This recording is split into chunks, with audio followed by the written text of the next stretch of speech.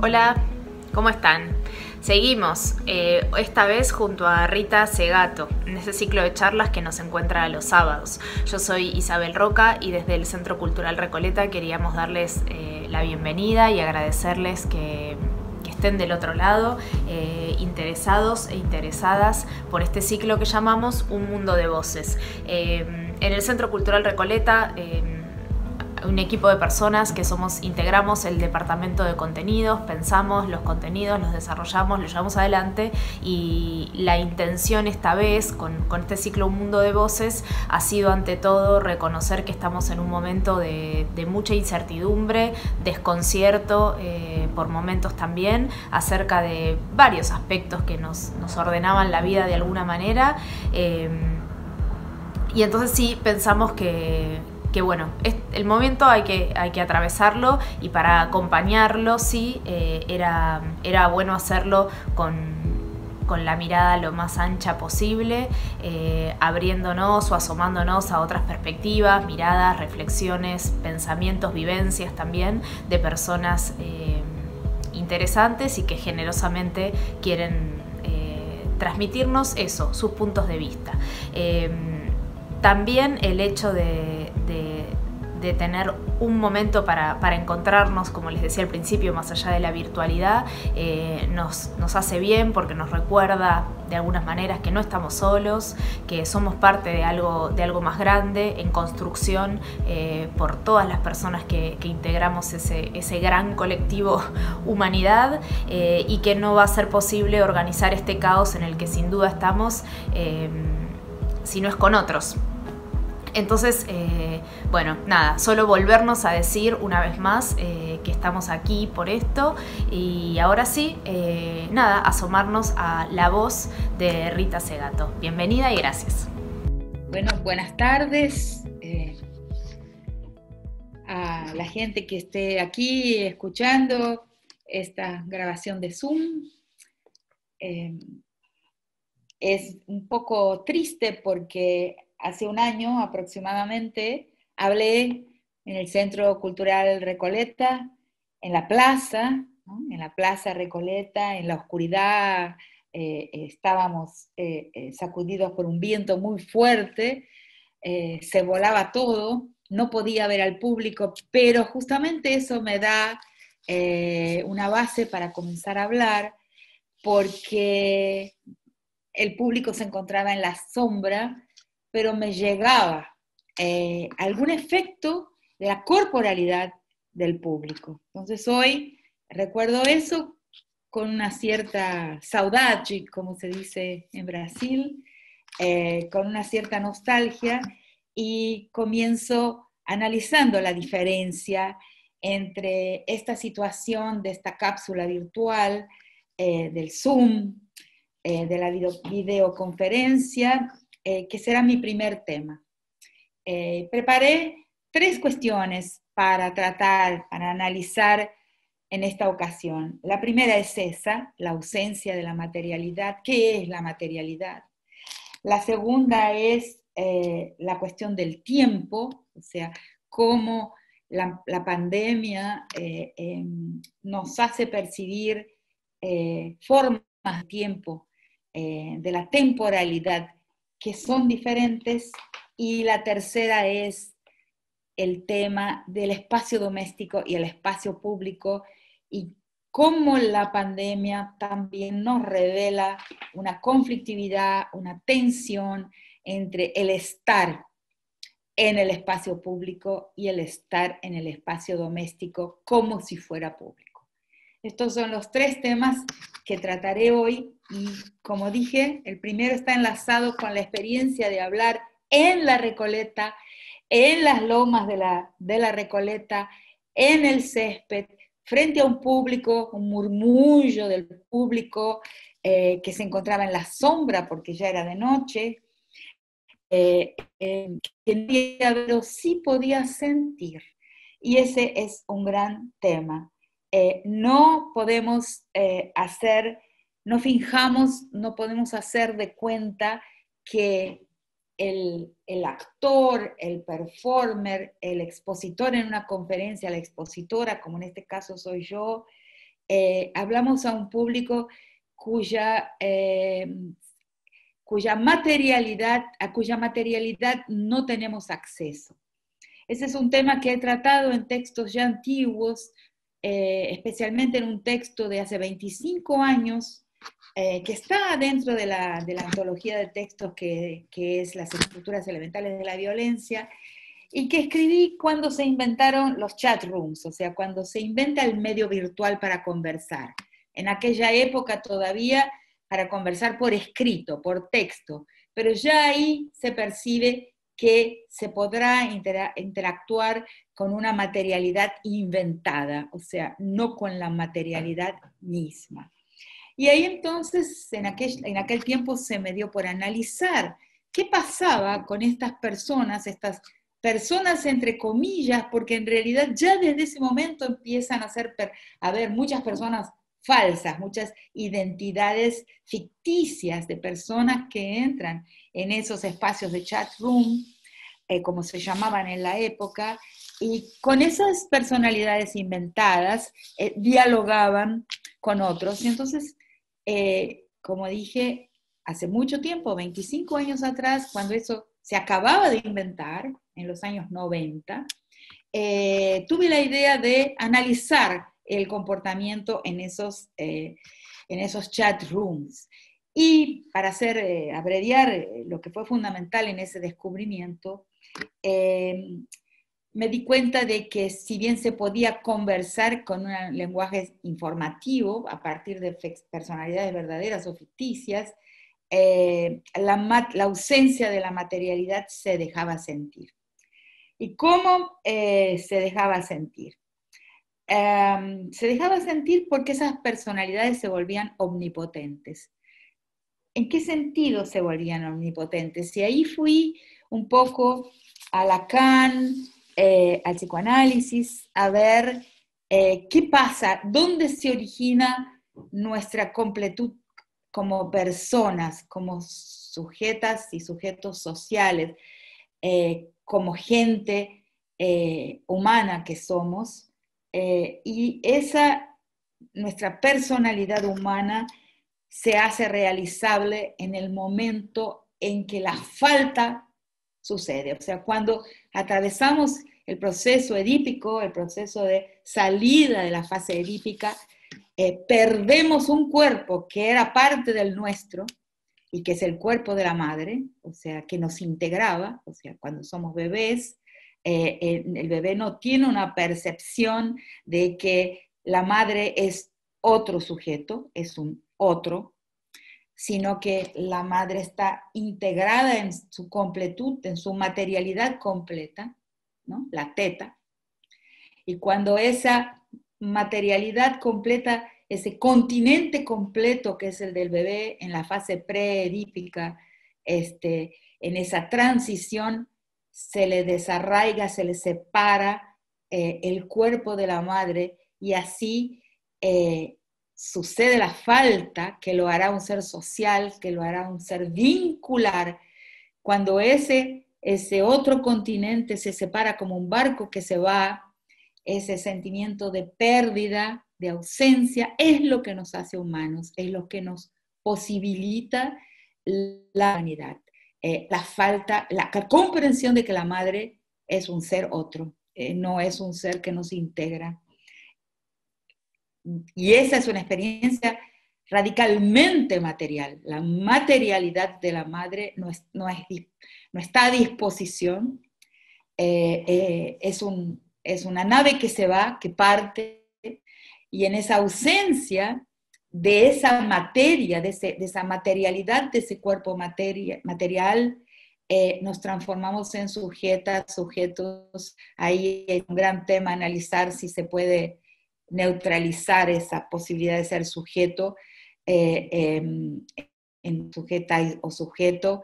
En esa falta, ahí pasamos a enredar con los otros, a enganchar a los otros, a ser plenamente humanos, vinculares, encadenados a otras subjetividades que de una forma siempre transitoria a partir de ese momento pasan a contarnos. Y esa necesidad de rehacer esa completud material es lo que nos hace humanos, que es lo que se llama en psicoanálisis la falta.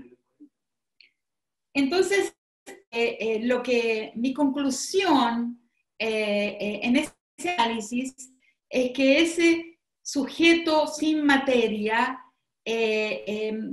esta ficción de espacio de comunicación, como se inventa en aquel momento y continúa hasta hoy, aunque hoy tenemos la ayuda de la imagen, en aquella época era solamente por escrito, se vuelve una comunicación en cierta medida ficcional.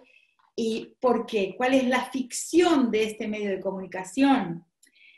Es la ficción de la omnipotencia y del narcisismo, porque se oblitera, se silencia, se coloca en un punto ciego de la visión y de la sensación la necesidad de la presencia del otro, o sea, de lo vincular. Ahora, claro, está mitigado porque tenemos palabra e imagen. Es una imagen bidimensional. Y ahí lo que uno tiene que recordar es lo que siempre han dicho los actores de teatro cuando han afirmado que nunca, jamás una presentación de la obra que están presentando, nunca jamás una presentación es igual a otra. Nunca es igual. ¿Por qué? Porque la diferencia la hace la materialidad de un público presente. ¿Y cómo sucede eso? Me lo he preguntado muchas veces porque también tengo esa experiencia, porque una exposición, una conferencia también tiene en alguna medida la calidad, la cualidad de una performance.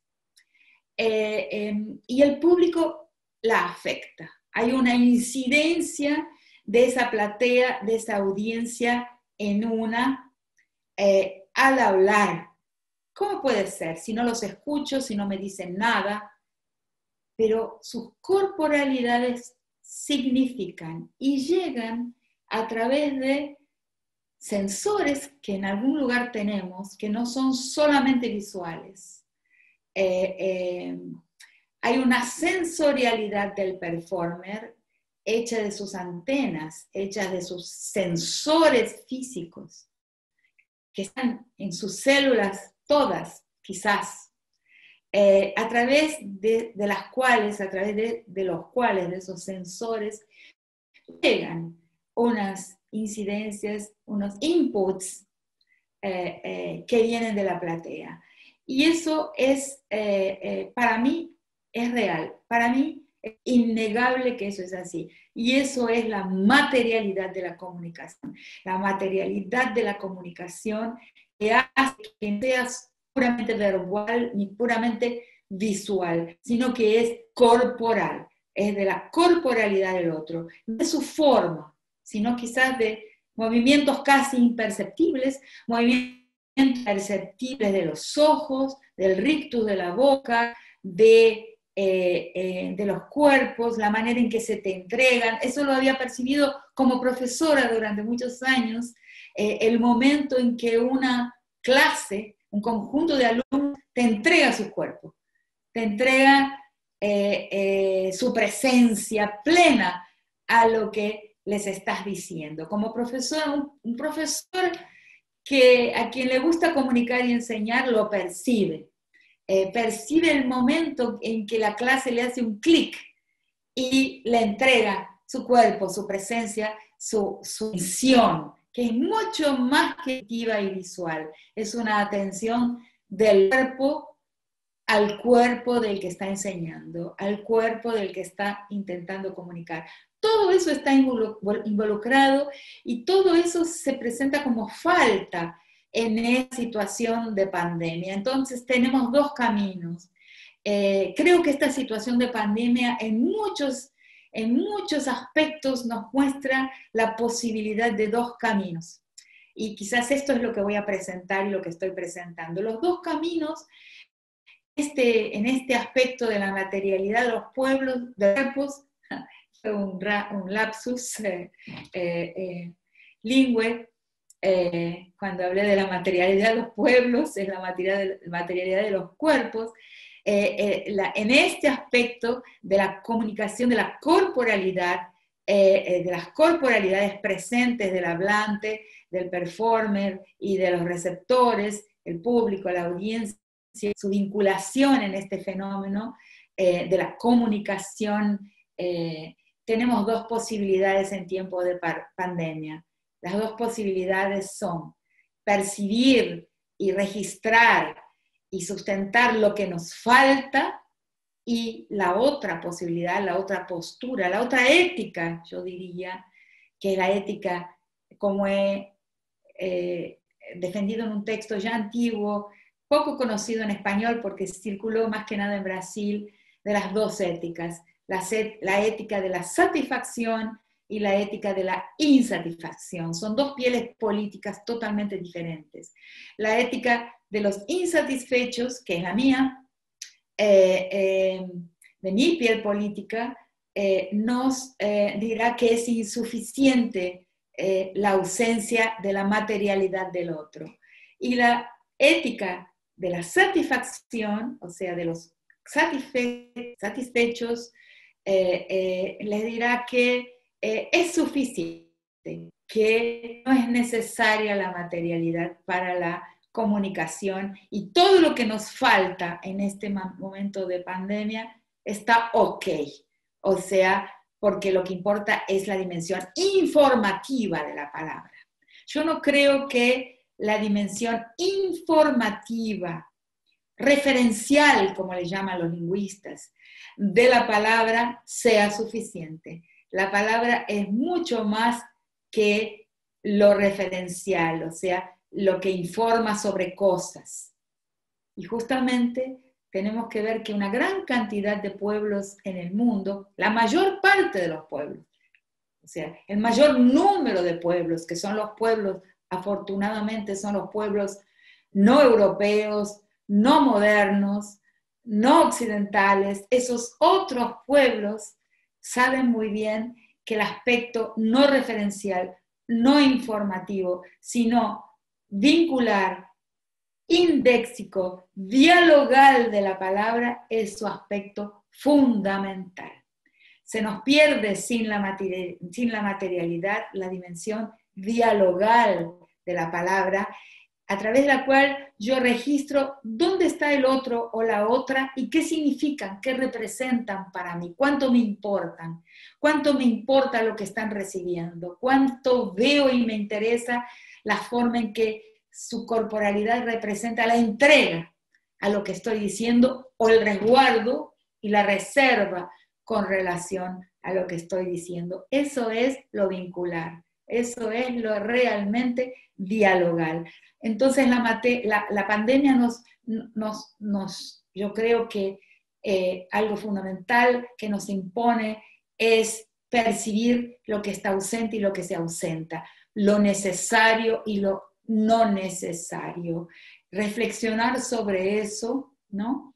Y cuando tengamos el reseteo, o sea, la reinicialización a la realidad, no a la normalidad, porque también algo que nos impone la pandemia es percibir qué es la normalidad y las dimensiones anormales de la normalidad habitual del pasado, y qué es lo anormal y lo anormal de la vida como la comprendemos y la hemos vivido hasta el momento, y también reflexionar y tomar decisiones sobre lo que será la normalidad futura. Por lo tanto, la reinicialización es una reinicialización, un reseteo a la realidad, no a la normalidad, porque sobre esa normalidad futura no sabemos mucho y no debemos saber mucho. No está bajo nuestro control, de nadie. Habrá, como dije en otro lugar, una pugna por cómo se llegará a una nueva y desconocida normalidad. Y afirmar que es desconocida es fundamental. Es fundamental creer en lo desconocido, creer en lo no programado y creer en lo no programable, perdón. Creer en lo no programado, creer en lo no programable por nadie, creer en lo incierto, la incerteza, es tener fe histórica. Alguna fe que por momentos nos imponen que perdamos. No debemos perder la fe histórica. Y la fe histórica es una fe en lo plenamente desconocido, en lo plenamente no controlable, no organizable por el interés y la voluntad de nadie, porque va a depender de los cruces de un gran colectivo, de muchos intereses y de muchas voluntades. Esa incerteza es absolutamente fundamental. El camino que pasamos a transitar, y eso nos muestra la pandemia, es incierto. Y la incerteza es política, ¿no? La pugna es política.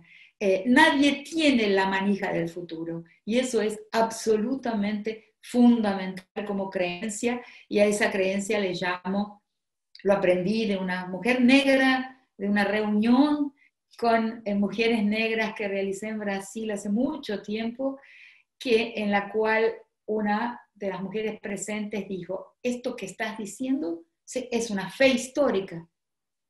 Sí, fe histórica. Fe histórica es fe en la incerteza y en la incontrolabilidad de la vida por nadie y por ningún interés. Entonces, la pandemia, digamos, nos coloca en estas disyuntivas: reconocer lo que nos falta y reconocer lo que hay, reconocer lo que necesitamos y lo que no necesitamos. Por ejemplo, algunas formas de consumo, ¿no? Se nos han mostrado, creo yo, innecesarias en este tiempo de pandemia, por algo que trataré en el tercer punto de mi presentación. Entonces, al estar ausente los cuerpos, al estar ausente la materialidad de esos cuerpos, corremos el riesgo, que es lo que analicé en los años 90, del narcisismo y de la omnipotencia, porque no recibo el input, el impacto de la reserva, de la negación, de la duda, de la desaprobación por parte del cuerpo de quien me escucha. No recibo nada, entonces puedo creer que estoy en un Olimpo, de verdad, en un Olimpo de certeza. Es muy importante esa falta, porque esa falta, ese espejito de la reina mala, como le he llamado en otro lugar, nos va diciendo que somos faltantes, o sea, que no somos omnipotentes, y nos va preservando de la enfermedad y de la patología del narcisismo, en el cual la omnipotencia y la ausencia de falta es central, en una patología importantísima, muy frecuente en los tiempos de relación virtual, en los tiempos de virtualidad, en los tiempos de control de la historia, en los tiempos del control del tiempo, en los tiempos de la cápsula, de el control de la vida, en que ciertos discursos nos han hecho creer, de la realidad virtual, de el fin de la historia, por un control republicano, de una democracia real, porque la democracia verdadera nunca ha llegado, del final de la historia por un control por un sistema capitalista y de mercado que nos hace pensar que las riendas de el control de las relaciones sociales están puestas ahí, por un derecho liberal que también nos dice que la cuestión de la justicia y del control del crimen, de las fallas humanas, ya están absolutamente consolidado ese control por una justicia que vemos que nos deja siempre a desear. Entonces, ese fin de la historia no ha sucedido. La pandemia nos muestra que no es real la creencia en un fin de la historia. Y justamente eso es lo absolutamente excepcional que esta pandemia trae y que la hace diferente a todas las otras. Han habido epidemias desde la lepra bíblica, la peste de Atenas y después una cantidad de de epidemias a lo largo de la historia donde hubo conglomerados humanos, ¿no? En donde las poblaciones son pequeñas, no.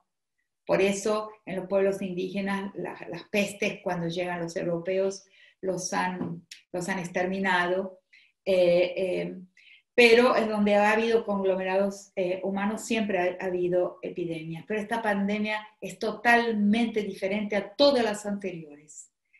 Primero porque afecta a la sociedad planetaria, no afecta a grupos localizados geográficamente como el ébola, y no afecta a colectivos con peculiaridades particulares como en su primer momento el SIDA, el HIV, sino que afecta a todos y a cualquier uno, a un presidente y a una empleada doméstica, a un empleado doméstico, a toda la social. A algunos los mata más, a algunos los mata menos, pero nos afecta a todos y a todos también y a todas nos mata.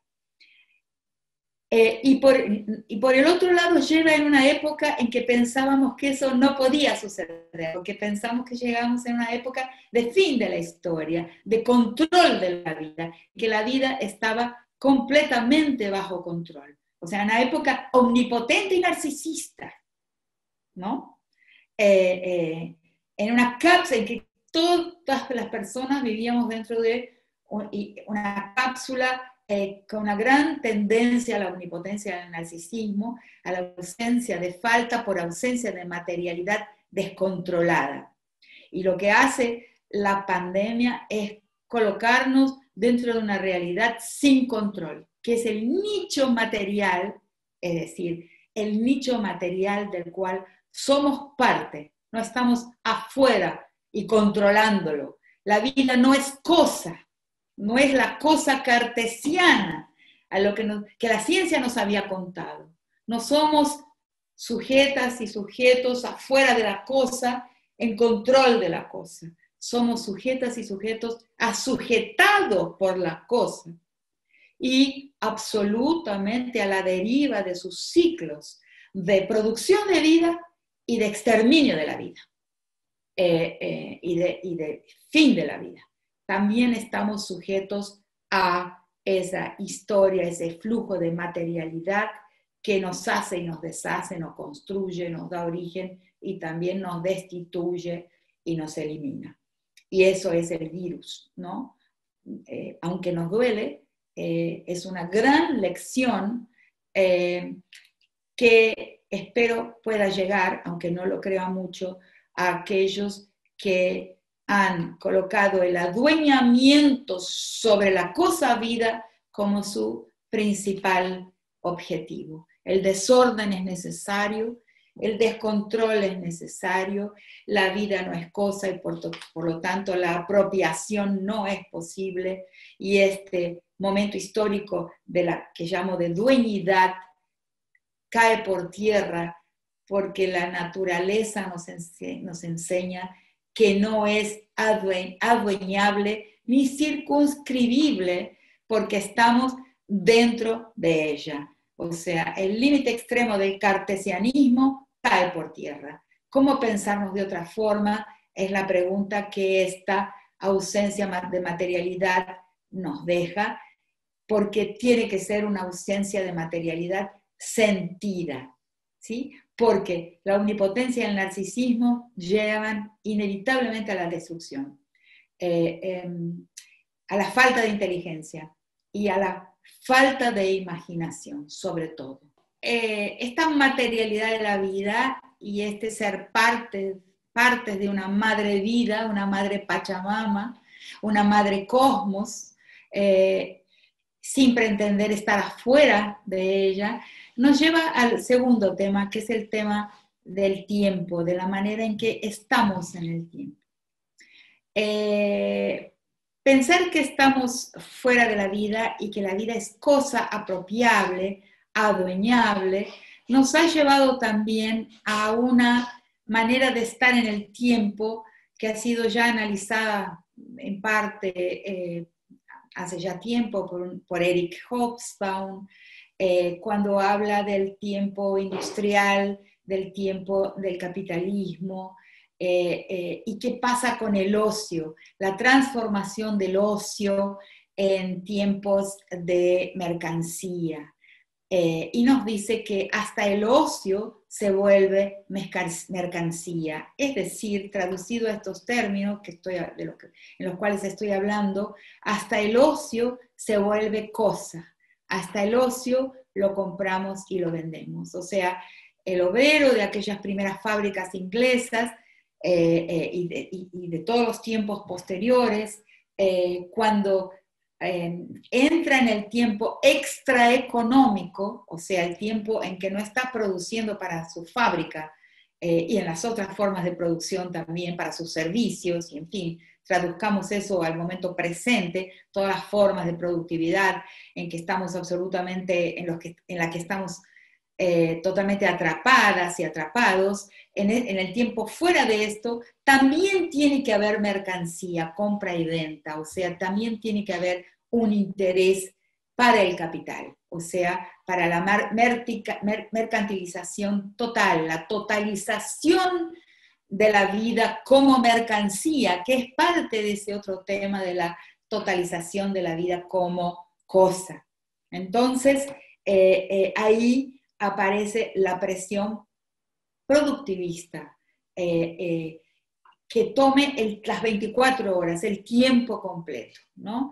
Excepto el tiempo mínimo del sueño, que es para reponer justamente la energía del comprador y vendedor y del productor, o sea, del comprador de cosas y del productor de cosas, sean esas cosas materiales o inmateriales. Entonces, el tiempo no sirve, no vale, no existe, si no es un tiempo que también se transforma en cosa comprable y vendible y sobre todo controlable. Y ahí vemos otra de las formas de tensión, o sea, de las dos éticas que entran en antagonismo y conflictividad, de las dos pieles políticas que entran en antagonismo y competencia en tiempos de pandemia, la ética satisfecha y la insatisfecha. La ética satisfecha dirá, no, hay que producir, no es vacaciones. O sea, intentará entrar en el medio virtual, en el medio por el cual nos comunicamos, en el medio a distancia, con toda la presión productivista, que es una característica y la vemos ahora con más claridad justamente, por la forma en que somos molestadas y molestados constantemente en tiempo de pandemia, en que nuestra imaginación, se abren portales de la memoria. Todas las personas con que he hablado en este tiempo están de acuerdo en que algo pasa con la memoria por el tiempo de aislamiento, por el tiempo de una soledad que, para que no sea aislamiento, nuestra memoria nos ataca y se nos hace presente. Se abren portales imprevistos de la memoria y seres que habitaron nuestra vida en el pasado, personas que ya no están o personas que están lejos, se hacen presentes. Para eso yo necesito otro tipo de tiempo, estar en otra forma de temporalidad. Y le sucede a un entregador de una empresa de delivery y nos sucede a las personas que estamos en el campo del pensamiento y le sucede a las personas que están, a las amas de casa, todos los tipos de gente con que he hablado tienen esa sensación en esta época que nos da esa oportunidad no productiva. Y ahí he percibido también que existe un conflicto, un antagonismo, un frente de colisión entre productivismo y creatividad. Y el tema de la creatividad no es un tema pequeño. En mi experiencia y por los países que recorro a veces, en los lugares en que hablo, yo me doy cuenta de que en el occidente, en los países que hemos considerado como aquellos de la máxima creatividad, de los autores de la gran literatura, de la gran filosofía, de la gran ciencia, de las grandes humanidades, hay un sentimiento clarísimo de que se encuentran en un momento de vaciamiento, de decadencia de la creatividad. Y yo creo que la decadencia de la creatividad es una consecuencia del productivismo. ¿Y qué es el productivismo? Es un tiempo engradado, o sea, grillado, es un tiempo encarcelado, es un tiempo medido por medio de un referente monetario universal, el tiempo medido del trabajo y de la cosa en el tiempo, del producto en el tiempo. Es un tiempo cosa, un tiempo cosificado. La pandemia nos da la oportunidad de vislumbrar ese otro tiempo que habíamos perdido de vista, ¿no? Que es el tiempo que necesita del devaneo bartesiano, de la ensoñación, de un tipo de ocio que abre los portales de otras posibilidades en la vida. Claro que a los dueños de la vida, a los dueños del mundo, a los dueños de parcelas territoriales cada vez más grandes, no les interesa que esos portales se abran.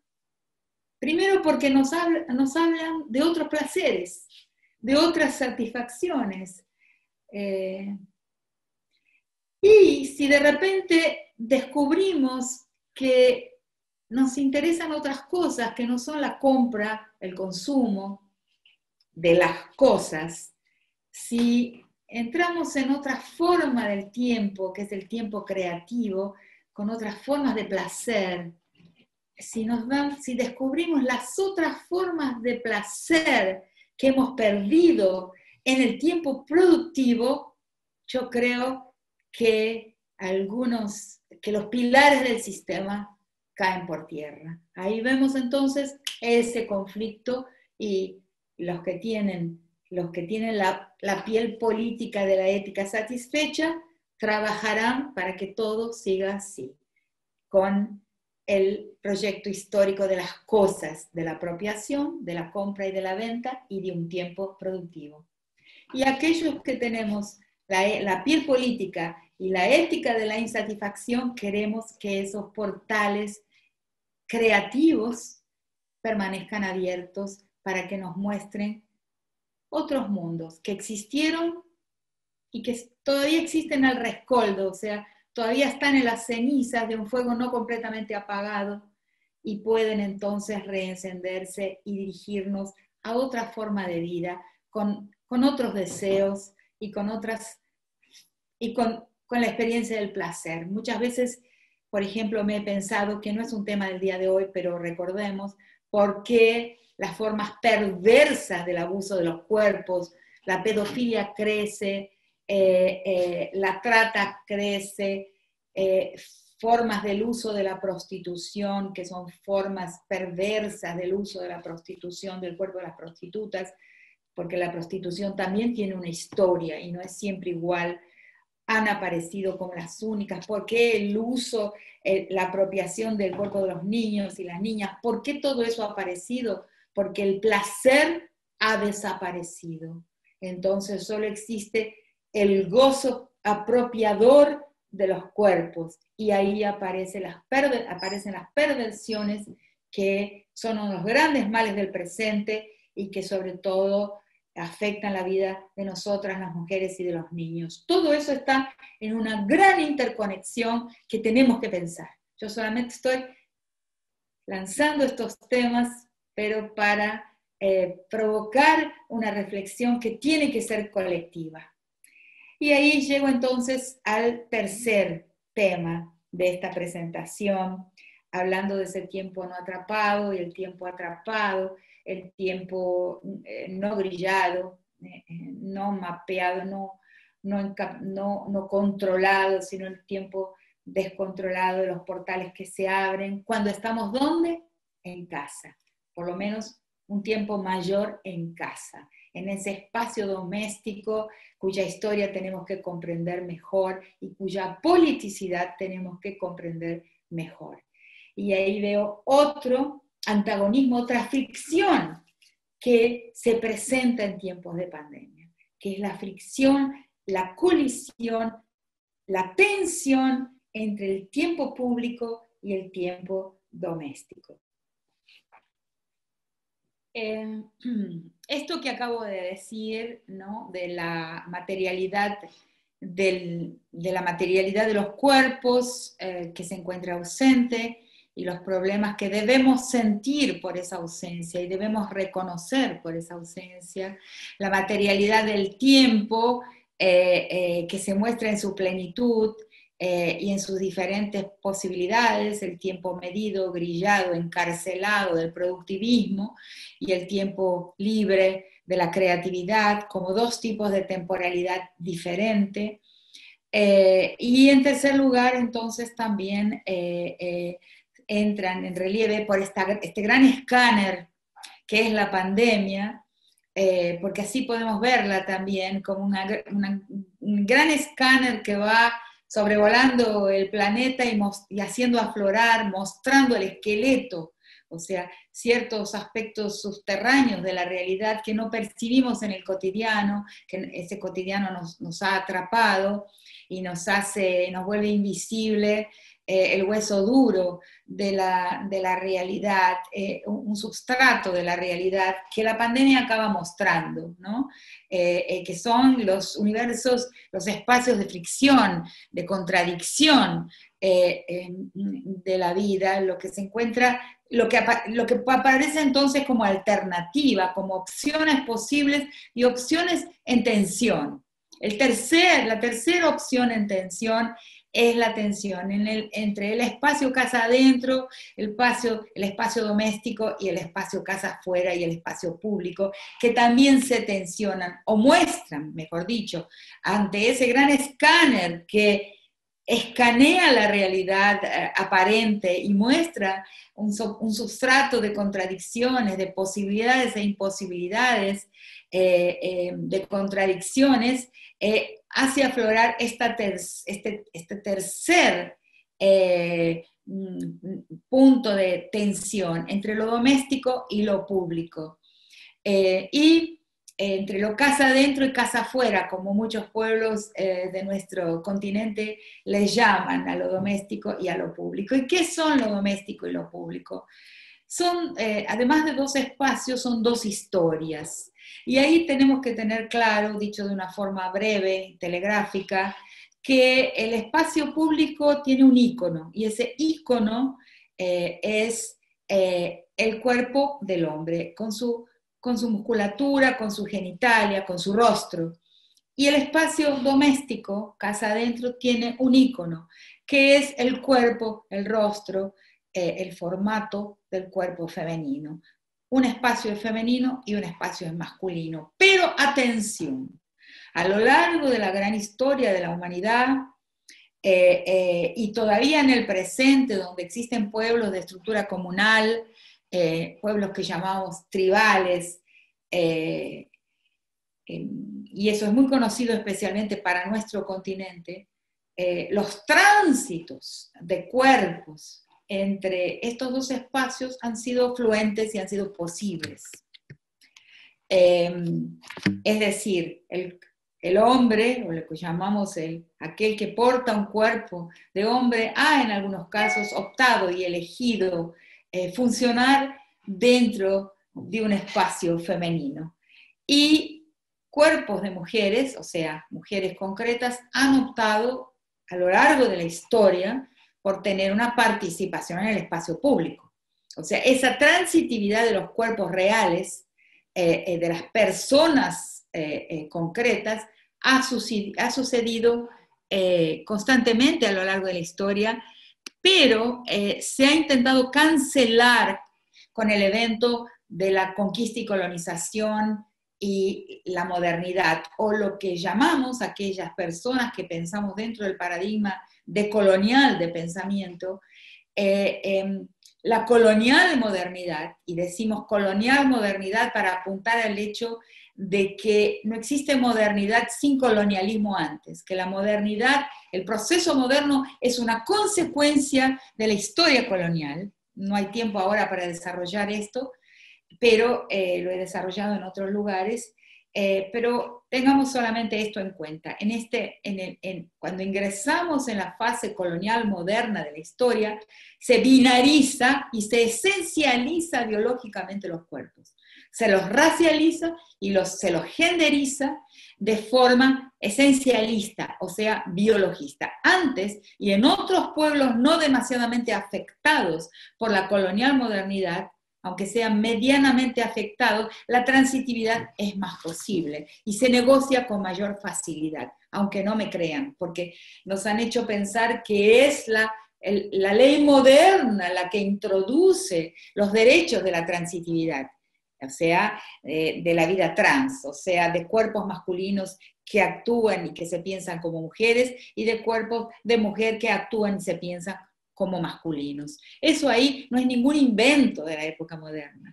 Muy por el contrario, la modernidad tuvo que inventar, crear, legislar para los tránsitos justamente porque los canceló, porque biologizó la vida, porque cartesianizó la vida, porque cosificó la vida y entonces hizo que aquello que era simplemente una representación, un ícono de espacio, un ícono del espacio doméstico, un ícono del espacio público, se transformaran en la esencia misma de esos espacios.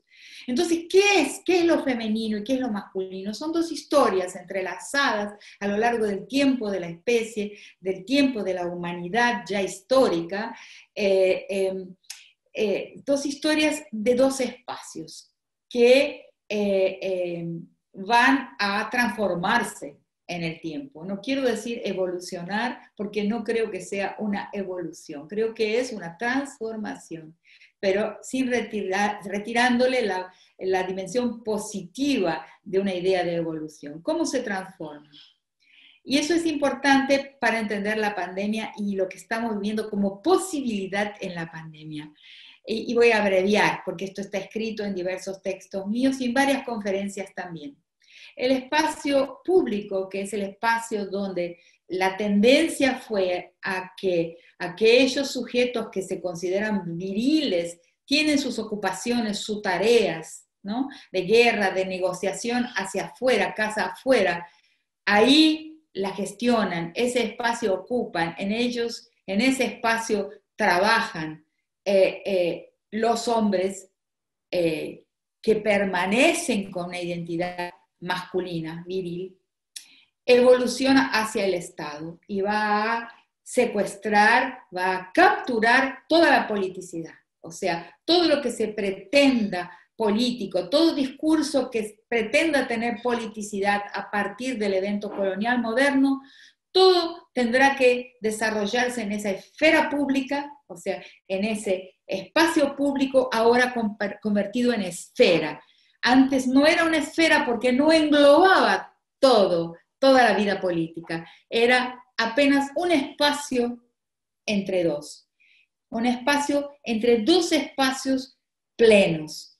Entonces, ese espacio que era uno entre dos se transforma en una esfera englobante que captura toda la politicidad posible. Si yo pretendo tener un impacto político en la vida colectiva, es decir, si yo pretendo tener un impacto en el destino colectivo, que eso es lo político, lo que impacta en el destino colectivo de una sociedad, tengo que obtener ese impacto mediante mi actuación y mi habla, mi discurso, en el espacio casa afuera, en el espacio político.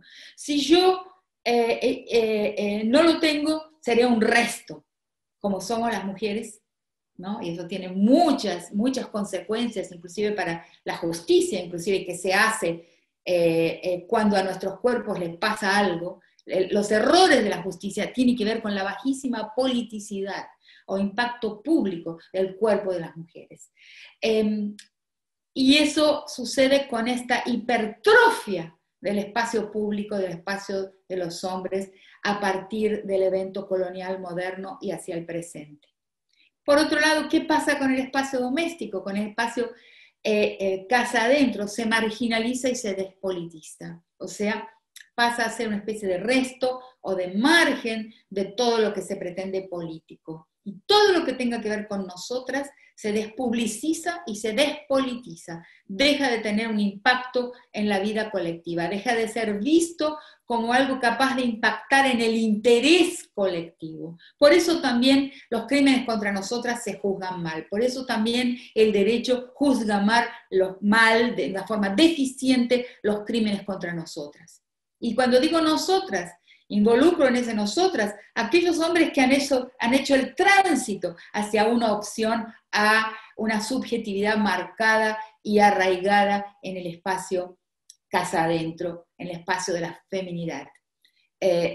Bueno, entonces, ¿qué pasa con la pandemia? ¿Qué pasa con lo que estamos viendo con el Zoom? Pasa algo que debemos reflexionar, debemos pensar y debemos intentar incidir en eso que está pasando.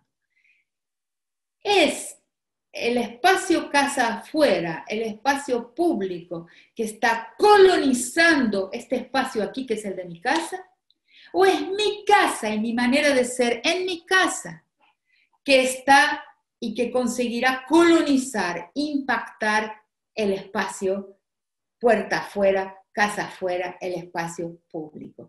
¿Qué estamos viviendo? Estoy permitiendo que una presentación, un discurso que es al público, que es a una audiencia grande, que es una audiencia que se encuentra fuera de mi casa. Estoy permitiendo que ese espacio al que le dirijo mi discurso incida, inunde, invada mi casa. O decida cómo tendré que comportarme en ella. O conseguiré hacer con que ese espacio casa adentro, mi espacio doméstico, que en la vida de las comunidades de estructura colectiva no es íntimo. Es doméstico, pero no privado. Es doméstico, pero no íntimo, ¿no? Pero tiene su propia politicidad. O puedo conseguir entonces en este intervalo raro que es la pandemia, que es la cuarentena, puedo conseguir que la politicidad, la forma en que decido, actúo, siento y vivo en este espacio doméstico que tiene la cara, la imagen y la corporalidad de lo femenino, pueda expandirse y marcar la politicidad y la vida y las decisiones de impacto en el colectivo casa afuera. ¿Cuál va a ser el vencedor en esta tensión, en este atrito, en esta colisión, en este forcejeo, en esta pulseada, que es lo que vivimos en realidad? ¿No? Cuando me visto y digo, voy a hablar, bueno, para el Centro Cultural Recoleta, ¿cómo me visto? ¿Será que puedo vestirme con mi bata, por ejemplo, y hablar y gesticular y expresarme de la manera en que gesticulo y me expreso casa adentro? ¿Cómo va a ser esa negociación? En realidad eso estuvo presente todo el tiempo, ¿no? Y eso lo he dicho muchas veces, por ejemplo, cuando hablo de cómo doy clase o cómo hablo en una conferencia, y cómo en realidad mi forma de hablar es una manera de expandir una forma natural, femenina, espontánea de ser, en mi manera de operar y actuar en el espacio público, en la clase, en la universidad, en la conferencia. Pero ahora la pandemia lo pone en relieve y lo puedo hablar para todo el mundo. Toda persona que ve la lente pública ingresar en su espacio, en la televisión lo vemos. Vemos a la gente vestida de una forma un poco más tranquila, a los periodistas, vemos varias consecuencias de este hablar al público desde mi casa. Y vamos a tener que pensarlo un poco más para ver si podemos hacer que nuestra casa y la domesticidad que tiene, la iconicidad y la cara de lo femenino pueda impactar todo el ámbito de la política, todo el ámbito de la comunicación pública, todo el ámbito que incide en el destino colectivo, o vamos a burocratizar, enyesar, marginalizar la realidad de nuestras vidas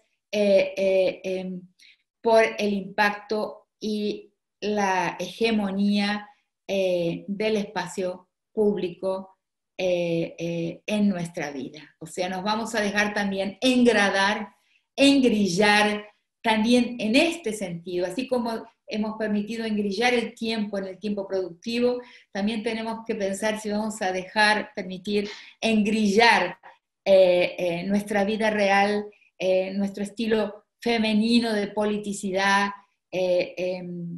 tópico, decidido a defender la vida y formas de placer del cual hoy estamos expropiadas y expropiados, la humanidad está expropiada a partir de una perspectiva doméstica de la política. Esto que les ofrezco aquí es algo que estoy pensando y que de forma alguna lo considero concluido. Es una invitación a pensarlo. Ofrezco algunos términos. Como he dicho algunas veces, hay alguien que piensa, y todos pensamos, y toda gente piensa. Nunca despreciemos el pensamiento de nadie, porque seremos sorprendidas y sorprendidos. Entonces, cuando pensamos, generamos vocabulario y tenemos que sentirnos capaces de hacerlo. O sea, generar vocabulario para nombrar la experiencia, lo no nombrado es absolutamente fundamental. El vocabulario es un espejo de la vida, es un espejo de las experiencias por las que atravesamos. Lo que hice acá es ofrecer algún vocabulario no acabado, quiero enfatizar eso, un vocabulario inacabado y una reflexión inacabada para algo que nos convoca a pensar más.